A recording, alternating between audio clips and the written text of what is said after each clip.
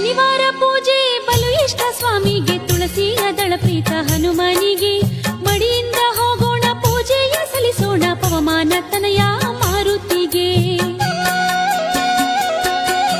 ಶನಿವಾರ ಪೂಜೆ ಬಲು ಇಷ್ಟ ಸ್ವಾಮಿಗೆ, ತುಳಸಿಯ ದಳ ಪ್ರೀತ ಹನುಮನಿಗೆ.